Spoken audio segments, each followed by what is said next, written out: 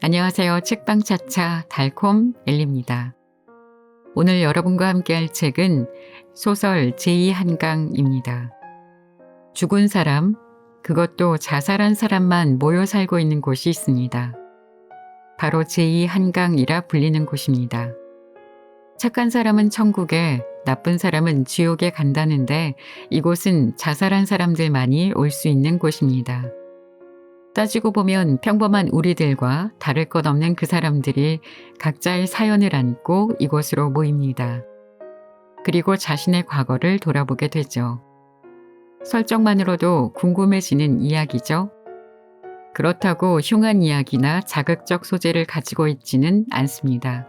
오히려 따뜻하고 우리 주위를 돌아보게 하는 그런 이야기라고 생각됩니다. 오늘은 주인공 형록의 이야기를 조금 들려드려 볼까 합니다.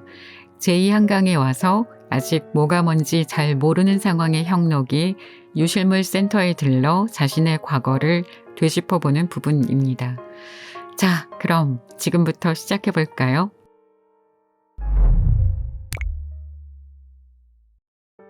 아니, 다른 건 다 되는데 왜 강아지는 안 되는 건데요? 이해가 안 되잖아요, 이해가. 선생님, 죄송하지만 강아지는 유실물 센터에서 제공해 드릴 수 없어요. 규정상 그렇게 되어 있어서요. 제가 어떻게 할 수 있는 문제가 아니, 진짜 답답하네. 제가 지금 찾고 있는 건 옷 전자기기 같은 게 아니라 제가 키우던 강아지라고요. 선생님, 저희도 어쩔 수가 없어요. 정 그러시면 강아지 사진 앨범 같은 걸 신청해 보시면 어떠실지. 사진이 어떻게 강아지랑 똑같아요? 진짜. 됐습니다. 유실물 센터에 들어서자마자 한 남자가 창고 직원과 실랑이를 벌이고 있는 것을 발견했다. 진상 손님은 이승이나 저승 그 어디에서나 존재하는구나 싶었다. 유실물 센터는 규모가 꽤 큰 단층 건물이었는데 마치 공항 면세점 인도장이나 대규모 스키 장비 대여점 같은 모양새였다. 일자로 된 데스크에 직원들이 쭉 앉아있고 그 뒤로 번호 달린 바구니가 빼곡하게 들어찬 대형 선반이 몇 줄씩 자리하고 있었다. 꽤 깊은지 안쪽 끝은 어두워서 잘 보이지 않을 정도였다. 별 수 없이 이곳에 오긴 했지만 난 아직 여기가 무얼 하는 곳인지조차도 알지 못했다. 그런 얼떨떨한 표정이 영 불쌍해 보였는지 혹은 거슬렸는지 한 직원이 멀리서 말을 걸었다. 선생님, 선생님, 후드티 입은 선생님. 네, 저요. 네, 선생님이요. 오른쪽에서 번호표 뽑고 이쪽 창구로 오세요. 시키는 대로 하는 것만큼은 자신 있었기에 후다닥 번호표를 뽑은 뒤 6번 창구로 졸래졸래 달려갔다. 안녕하세요, 선생님. 잘 오셨어요. 여기 온 지 얼마 안 되셨죠? 네. 어제 왔어요. 역시 초보자는 티가 나나 보다. 반면 창구에 앉아있는 여자는 이곳에서 태어나기라도 한 듯이 자연스러운 얼굴이었다. 문득 이질감이 느껴졌다. 이 직원뿐만이 아니라 관리사무소 오과장, 식당 아주머니도 마찬가지였다. 그들은 아주 평범해 보였다. 자살할 만한 사연은 하나도 없어 보일 만큼. 그럼 유실물 센터도 잘 모르시겠네요. 어떻게 오시게 됐어요? 누가 가보라고 해서 왔는데 사실 하나도 모르고 왔어요. 죄송해요.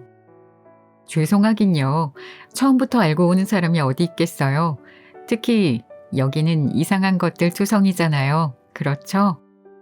네, 아직도 뭐가 뭔지 잘 모르겠네요. 꿈꾸는 것 같기도 하고. 저도 가끔은 꿈인가 싶어요. 그런데 꿈이라 하기엔 너무 생생하고 구체적이에요. 내가 이렇게 망상을 잘하는 편이 아닌데. 사실 꿈이 아니라는 증거도 없으니까 모를 일이죠. 어쨌든 뜬구름 잡는 얘기는 접어두고 더 재미있는 유실물 얘기나 해볼까요? 직원은 짝소리가 나게 두 손을 모으고는 눈썹을 한번 들썩였다. 죄송하지만 저는 유실물이랄 게 딱히 없는 것 같은데요. 다리에서 뛰어내릴 때도 따로 소지품이 없었거든요. 그때 입었던 옷은 그대로 옷장에 걸려 있고요. 제가 정작 필요한 설명은 빼먹었네요. 죄송해요. 여기서 말하는 유실물은 선생님께서 생전에 가지고 계셨던 물건을 의미해요. 사망하신 지 얼마 안 되셨으니 실제로 그 물건은 제자리에 잘 보관되어 있겠지만 지금 선생님 입장에서 보면 전부 잃어버린 것들이잖아요. 죽음으로 잃어버린 셈이죠. 저희는 그걸 찾아드리는 거예요.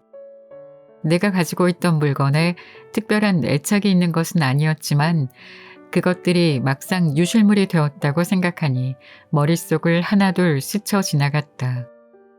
4년 쓴 휴대폰, 중고로 산 노트북, 건조대, 행주, 볼펜, 책상, 물걸레. 그중에 값비싼 물건이 하나도 없다는 것이 조금 우스웠다. 잃어버렸대도 상관없고 다시 찾을 가치가 있나 싶은 물건들이었다. 어떻게 찾나요? 하지만 이렇게 열심히 설명을 해주었는데 괜찮습니다 하며 자리를 박차고 일어날 수도 없는 노릇이었다. 나는 생전에 지하철역 앞 전단지를 한 번도 거절하지 못한 그런 타입의 인간이었던 것이다. 좀 우습게 들리시겠지만 찾는 원리는 저희도 몰라요. 그냥 찾고 싶은 물건 신청을 받고 잠시 후에 선반에서 찾아올 뿐이죠. 아침에 찾았던 식당 아주머니도 비슷한 말을 했다. 만들고 싶은 요리가 있으면 식자재 관리 프로그램에 입력만 하면 끝이라고. 그러면 다음날 재료가 배송되어 있다고. 제2한강은 모두 그런 식인 것 같았다. 무언가를 요청하면 누군가가 가져다 준다. 하지만 주민 중 아무도 그 누군가를 본 적은 없다. 도대체 누가 이딴 걸 만들어 놓은 거지? 세상에 신이 실존하는 걸까? 그렇다면 제2한강의 신은 분명 신 중에서 가장 한가한 편일 것이다. 혹은 잔인에 가까울 만큼 장난기가 넘치거나. 죄송하지만 사실 무엇을 찾아야 할지 잘 모르겠어요. 찾고 싶은 게 없는 것 같기도 하고요. 처음엔 다들 그래요. 굳이 억지로 찾을 필요는 없으니 천천히 고민하세요. 어떤 사람은 물건이 정말 필요해서 찾기도 하고 어떤 사람은 그리워서 찾기도 해요. 그냥 심심해서 찾아가는 사람도 있고요. 안내문을 드릴 테니 대기석에 앉아서 천천히 생각해 보세요. 다음에 오셔도 되고요. 직원이 종이 한 장을 내밀었다. 유실물 센터에 대한 짤막한 소개와 제공 불가 품목이 적혀 있었다. 자동차, 냉장고, TV 등의 커다란 물건은 찾을 수 없다고 한다. 꺼내줄 수 없어서 그런가? 휴대폰 및 각종 자해 위협 도구 또한 제공 불가였으며 반려동물도 절대 불가로 표기되어 있었다. 나는 가볍게 목례를 하고 대기석으로 걸어갔다. 생각에 잠긴 척 멍하니 앉아서 시간을 흘려보내던 중 내 또래쯤 되는 남자가 바구니에 야구 배트를 담아 나오는 모습이 보였다. 그는 내 옆에 앉더니 받아온 물건을 요리조리 살피고 이내 먼지를 살짝 털고 쓰다듬었다. 나도 모르게 그 모습을 빤히 쳐다보고 있었는데 갑자기 남자가 시선을 돌리는 바람에 서로 눈이 마주치게 되었다. 화들짝 놀란 나는 고개를 팍 숙여 사과했다. 아, 괜찮습니다. 그냥 야구 배트일 뿐인걸요. 한번 구경해 보실래요? 아, 네, 감사합니다. 훔쳐본 걸 선뜻 용서해준 남자의 호의에 보답하기 위해 나는 최대한 열심히 야구 배트를 살펴보았다. 만져봐도 되나요? 딱히 관심은 없었지만 보답의 연장선으로 마음에도 없는 말을 뱉었다. 남자는 웃는 얼굴로 그러라고 했다. 생각해보니 아주 어렸을 때 이후로 야구 배트를 만져보는 건 처음이었다. 길고 곧게 뻗은 배트는 곳곳에 작은 흠집이 나 있었지만 전체적으로 매끄러웠다. 잘 깎여진 나뭇결을 쓰다듬고 손바닥에 올려 무게를 느껴보았다. 생각했던 것보다 제법 묵직했다. 배트를 한 바퀴 돌리자 매직으로 휘갈겨 쓴 글씨가 보였다. 엄청나죠? 박선훈 선수가 한국에 와서 팬사인회 할 때 직접 받은 거예요. 박선우 선수 아시죠? 남자가 의욕적인 자세로 물었다. 죄송해요. 제가 야구를 잘 몰라서. 진짜 모르세요? 야구를 안 보시면 그러실 수도. 그래도 메이저리그에서 뛰고 올림픽 금메달도 땄는데. 10년 전인가 국가대표팀이 올림픽에서 금메달을 땄다던 뉴스는 기억난다. 하지만 그 수십 명의 선수 중에서 누가 박선훈인지는 알 길이 없었다. 박선훈은 우리나라 타자의 전설이에요. 제가 보기엔 역대 1위입니다. 작은 체구에서 어떻게 그런 괴력이 나오는지 JC 코너를 상대로 몇 번이나 홈런을 쳤을 정도죠. 아, JC 코너도 모르시겠구나. 이거 참 주책이었네요. 제가 야구 얘기만 나오면 좀 시끄러워요. 나는 어색하게 웃으며 괜찮다는 말로 얼버무렸다. 내가 혹여나 JC 코너를 안다고 했다면 야구의 철학까지 논할 기세였다. 그나저나 그쪽은 뭘 찾으러 오셨어요? 그냥 가다가 들린 거라서요. 딱히 뭘 찾아야 할지 모르겠네요. 혹시 그쪽에 찌질함을 담고 있는 물건이 있나요? 찌질함이요? 나는 질문을 잘못 들은 것인가 싶어 남자에게 되물었다. 네, 나의 아주 한심스럽고 형편없는 모습이요. 하지만 남자는 오히려 자신의 말을 더욱 자세히 풀어서 설명했다. 그런 모습이야 많지만 그걸 담고 있는 물건이 있는지는 생각해 보시면 분명 있을 거예요. 있다고 해도 굳이 그런 물건을 찾아야 하나 싶은데요. 내 말에 남자는 잠시 고민에 빠진 듯 턱을 괴고 야구 배트를 바라보았다. 5분 정도 그렇게 말없이 흘러갔다. 저는 그런 물건들만 찾아가거든요. 이 배트도 그렇고요. 남자가 머쓱하게 말을 꺼냈다. 이건 제가 20살 때 야구 동아리에 들어가서 처음 산 배트였는데 실제로 야구장에서 휘둘러 본 적은 손에 꼽아요. 재능이 없어서 동아리를 금방 그만뒀거든요. 그래도 몇 년을 가지고 있었어요. 그러다 졸업할 즈음 우울증과 함께 감정 기복이 굉장히 심해졌는데 아주 작은 일에도 갑자기 주체할 수 없을 정도로 분노하게 되더라고요.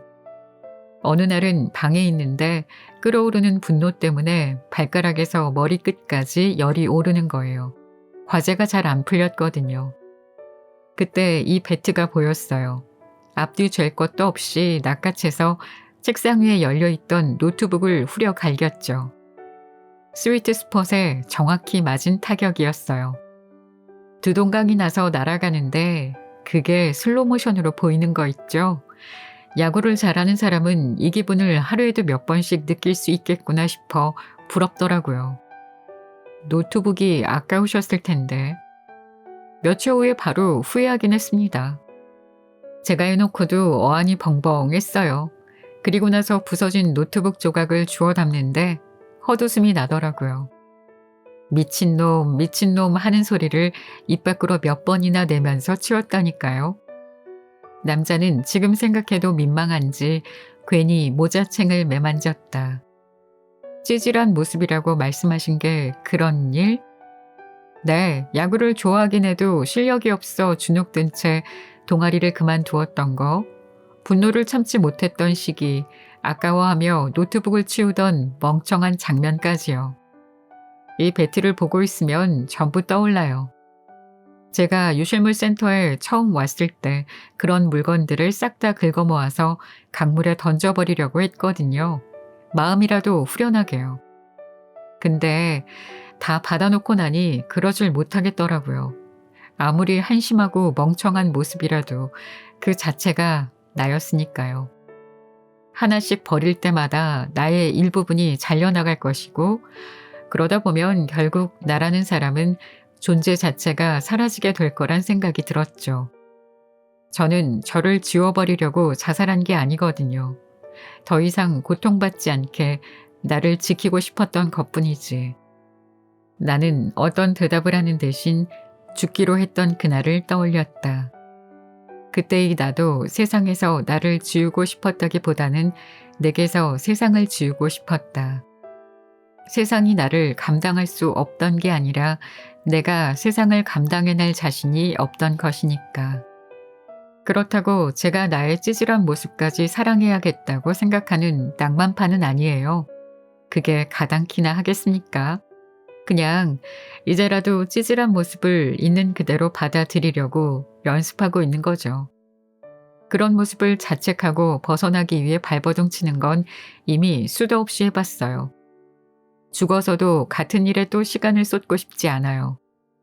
차라리 그럴 시간에 저한테 혹시 찌질하지 않은 모습도 있나 찾아보려 해요. 찌질함이 담긴 물건부터 다 찾아가고 나면 남아있는 물건들에는 뭔가 좀 다른 게 담겨 있지 않을까요? 남자는 겸연쩍은 미소를 지으며 야구 배트를 몇 번 쓰다듬더니 짐을 챙겨 자리에서 일어났다. 이거 제가 너무 시간을 뺏은 건 아닌지 모르겠네요. 죄송합니다. 말이 길었어요. 실례지만 먼저 일어나 보겠습니다. 그는 주섬주섬 야구 배트를 챙기더니 나를 향해 모자챙을 잡고 목례를 한 뒤 유실물 센터 문을 나섰다. 멀어지는 남자의 뒷모습을 바라보며 내가 찾을 수 있는 물건을 헤아려 보았다. 여러 가지 후보가 스쳐 지나갔는데 그 중에서도 가장 찌질한 모습을 떠올리니 금세 가닥이 잡혔다. 나는 번호표를 뽑는 것도 잊은 채 처음 이야기를 나눴던 창고 직원에게 향했다. 찾고 싶은 게 생겼어요. 저쪽에서 현규 씨랑 얘기하더니 좋은 물건이라도 생각이 나셨나 보네요. 좋아요. 번호표를 뽑으셔야 하지만 지금은 아무도 없으니 눈 감아 드릴게요. 자, 어떤 물건이죠? 이쪽에 써주시면 됩니다. 나는 직원이 내민 유실물 요청서에 옷걸이 괄호 열고 분홍색 괄호 닫고를 적어서 건넸다. 분홍색 옷걸이라 적어주셔서 감사합니다. 의외로 핑크 좋아하시는구나. 잠시만 기다려주세요. 찾는데 5분쯤 걸릴 거예요. 다녀올게요. 대단히 아끼는 물건도 누군가에게 선물 받은 물건도 아니었다. 가격은 3,000원밖에 안 하는 싸구려였다. 하지만 생전의 찌질함을 떠올렸을 때 그 옷걸이만큼 적절한 물건도 없었다. 그것은 가장 나약해 빠진 모습이자 내 자아의 대부분을 차지하는 책임 회피 홍형록의 상징물과도 같은 것이었기 때문이다. 책임 도망자의 삶이 시작된 건 지금으로부터 18년 전으로 거슬러 올라간다. 나는 12살 생일에 강아지 한 마리를 선물로 받았다. 수년간 생일, 어린이날, 크리스마스 때마다 부모님을 아득아득 괴롭혀 얻어낸 성과였다. 옆집의 지인으로부터 분양받았다는 그 강아지는 아주 작은 푸들이었다. 밝은 회색빛의 곱슬곱슬한 털을 하고 땡그란 눈, 짧은 꼬리를 가진 그 아이는 첫 1초부터 내 모든 마음을 사로잡았다. 나는 그 아이에게 먼지라는 이름을 붙여주었다. 꼬물거리는 회색 털뭉치가 꼭 먼지 같았기 때문이다. 하지만 12살 남자아이가 강아지에 대한 흥미를 잃는 속도는 지난 몇 년의 투쟁이 무색할 만큼 빨랐다. PC방에 가는 것이 더 재밌고 축구를 하는 것이 더 중요했다. 형노가 먼지 심심해한다. 좀 놀아주고 그래야지. 아, 엄마, 나 오늘 애들이랑 게임하기로 했단 말이야. 그거 끝나면 먼지랑 놀게. 그때까지 엄마가 놀아줘. 먼지를 먹이고 산책시키고 돌보는 모든 행위는 결국 엄마의 일이 되었다. 게임을 하고 있는 중에 먼지가 의자 다리를 긁어대며 관심을 갈구할 때면 나는 나중에 놀아줄게, 지금은 안 돼 하며 밀어내기 바빴다. 시간이 지날수록 먼지는 내게 점점 더 귀찮은 존재가 되어갔다. 그렇게 몇 개월이 흘러 나는 13살이 되었다. 하루는 부모님이 외할머니 댁에 갔다 올 테니 저녁 때까지만 혼자 집을 잘 보고 있으라고 당부했다.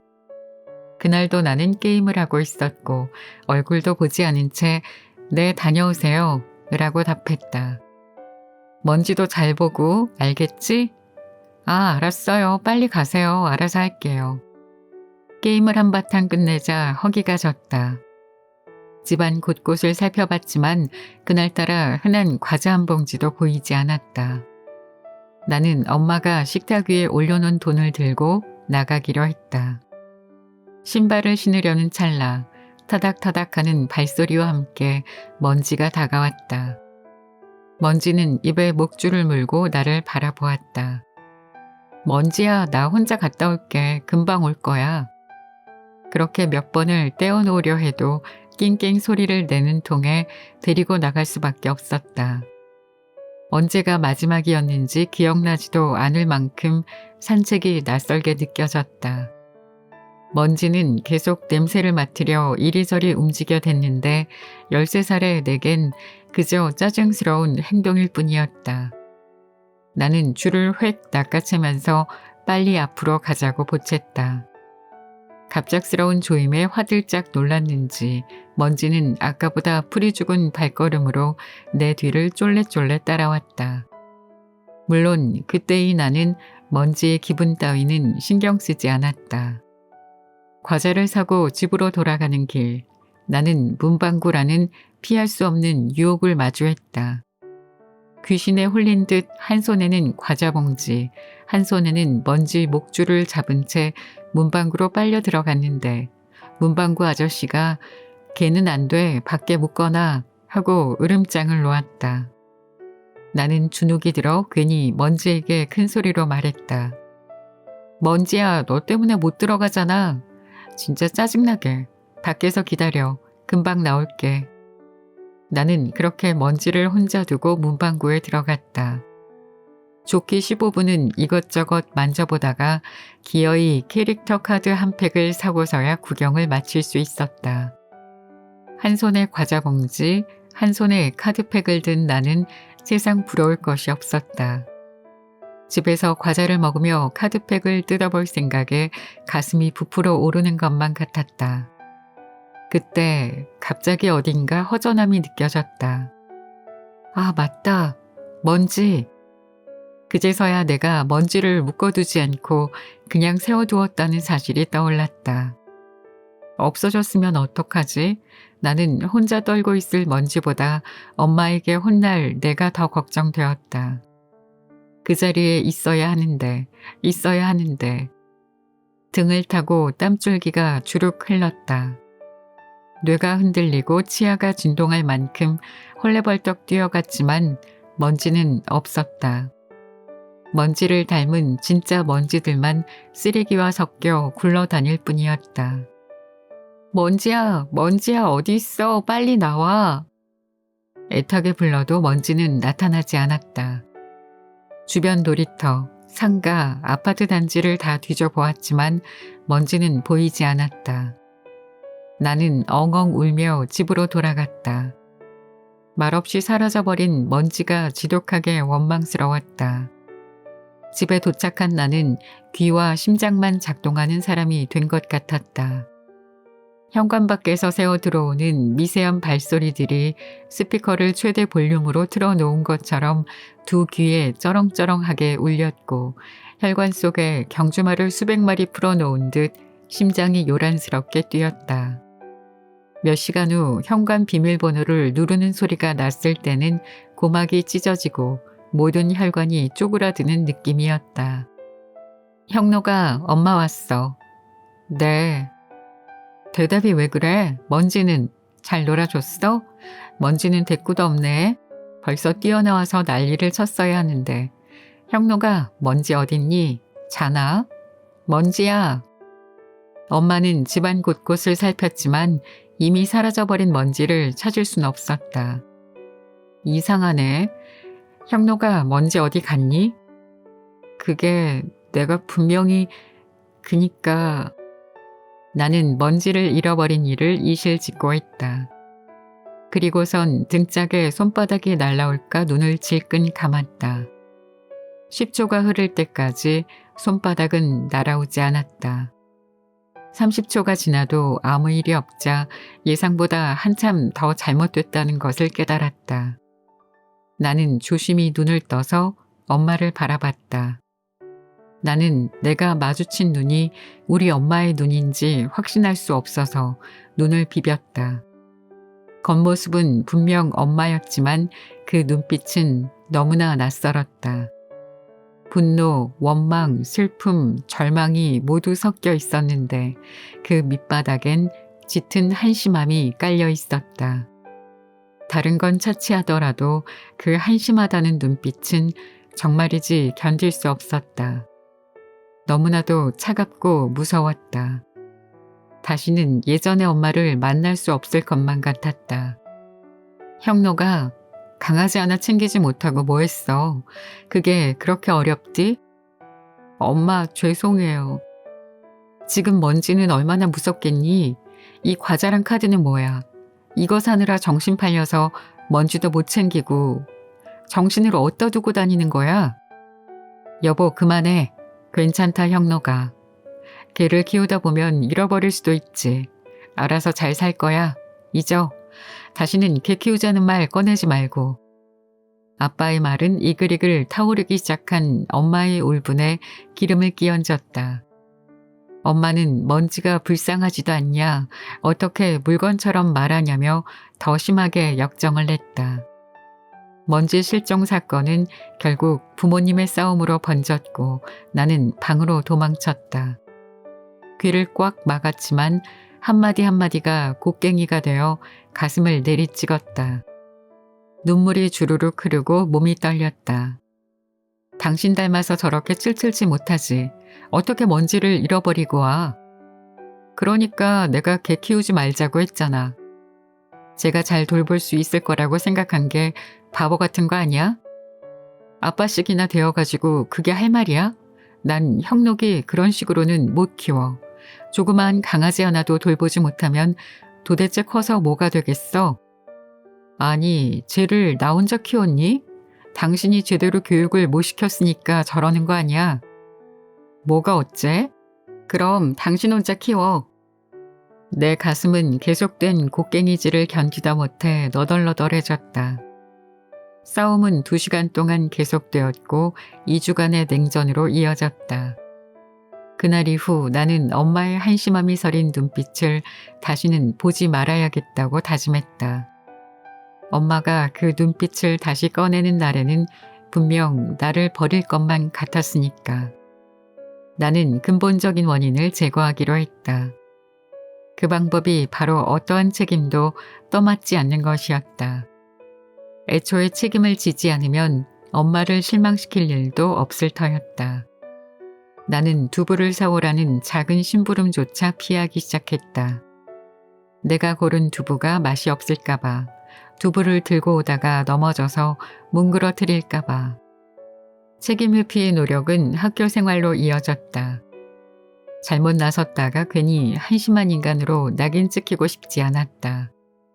나는 눈에 띄지 않을 수 있는 방법을 연구하고 매끄럽게 빠져나갈 수 있는 핑계를 개발했다. 대학생이 되어서도 동아리 활동 같은 건 쳐다보지도 않았다. 조별 과제가 있는 수업은 최대한 피했으며 피할 수 없을 때는 무조건 자료조사를 맡았다. 자료조사는 조금 번거로울지라도 그나마 책임의 무게가 덜한 포지션이었다.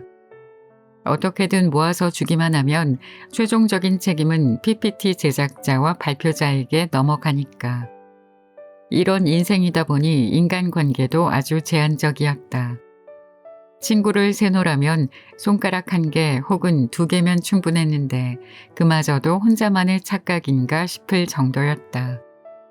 내가 발 볼 일 없는 탓도 있었지만 친구를 사귀지 않으려고 부단히 노력한 결과이기도 했다.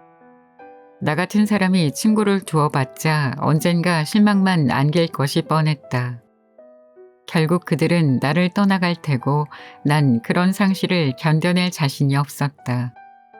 버려질 바엔 시작하지 않는 편이 낫겠다는 게 나의 인생 1원칙이었다.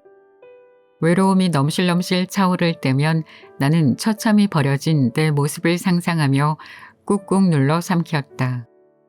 그런 와중에 연애를 시작한 것은 지금 돌이켜보면 나에게도 선주에게도 크나큰 실수였다.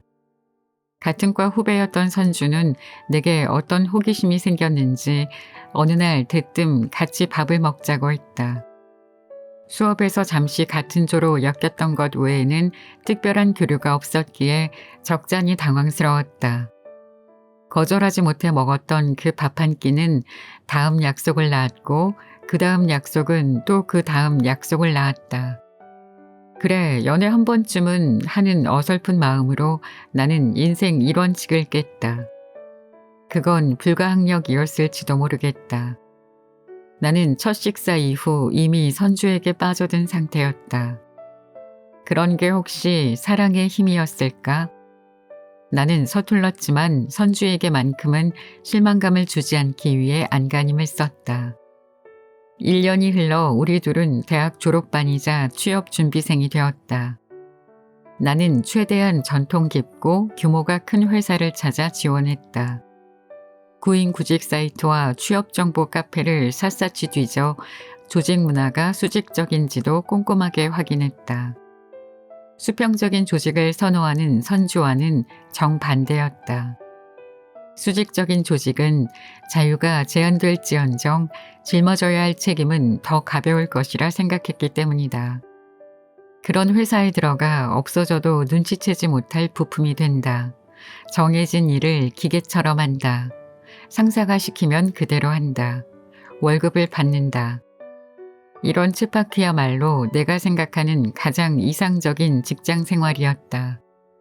정신없는 직장 생활 속에 또다시 1년이 흘렀고 우리는 어느덧 3년차 커플이 되었다. 그때 나는 29살, 선주는 28살이었다.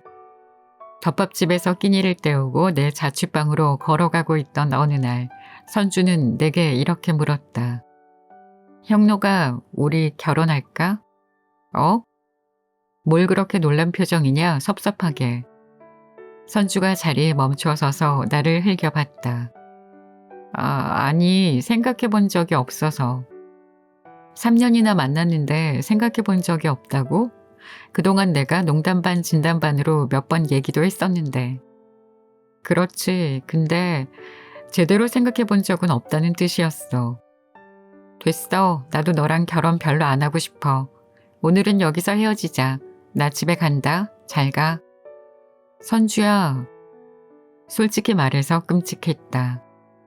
선주 말대로 결혼 얘기가 나온 것이 그때가 처음은 아니었지만 진짜 결혼 같은 느낌을 풍기는 말투는 분명 그때가 처음이었다. 나는 그날 쓰라린 위장을 부여잡고 밤을 지새웠다. 그 이후에도 비슷한 위기가 몇 번 더 찾아왔으나 나는 매번 화제를 돌리며 상황을 무마시켰다. 하지만 4주년 기념일이 되던 날 결혼 문제는 잡을 수 없는 산불처럼 활활 타올랐다. 형노가 오늘은 진짜 진지하게 얘기하자. 너 나랑 결혼하고 싶은 마음이 요만큼이라도 있긴 해?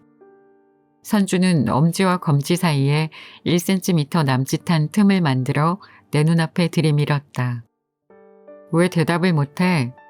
그럼 하기 싫어? 도대체 무슨 생각이야? 난 결혼해서 가정을 꾸리고 여유가 되면 아이도 낳아 키우고 그렇게 살고 싶어. 그 상대가 너였으면 좋겠어. 난 솔직히 잘 모르겠어. 내가 결혼하고 살아갈 모습을 상상해 보면 아직 준비가 안 된 것 같아. 뭐가 그렇게 준비가 필요한데? 우리 여건이 좋은 건 아니지만 우리보다 힘든 사람들도 결혼해서 다 어찌어찌 살아가. 있는 형편대로 맞춰 살면 되는 거야. 선주는 답답한 마음을 꾹꾹 눌러가며 내게 말했다. 그런 돈 얘기만은 아니야. 그럼 뭔데? 나는 준비가 되지 않았어. 나는 선주의 눈을 바라보지 못했다. 자꾸 뭐가 준비되지 않았다는 거야? 구체적으로 말을 해줘야 알지. 미안, 설명하긴 어렵지만 그런 게 있어. 됐다. 오늘은 그만두자. 나중에 다시 얘기해. 더 이상 참을 수 없었던 선주는 그렇게 자리를 박차고 나갔다. 나는 결혼이 내게 지울 책임을 도저히 버텨낼 자신이 없었고 그걸 선주에게 털어놓을 자신은 더더욱 없었다. 지금까지는 어찌어찌 잘 버텨왔지만 결혼은 다른 문제였다. 선주는 결국 내 모습에 실망할 것이고 나는 처참하게 버려질 것이 뻔했다. 우리가 다시 만난 것은 꼬박 한 달 후였다. 선주는 나를 설득하려 끝까지 노력했지만 나는 아직 준비가 되질 않았다는 말만 반복할 뿐이었다. 그러자 선주가 결론을 내렸다. 결혼도 하지 않고 더 이상 만나지도 않기로. 여기까지인 것 같아. 덕분에 즐거운 추억도 많았어. 잘 살아. 그렇게 말하는 선주의 눈빛은 먼지를 잃어버렸던 날 엄마의 눈빛과 같았다.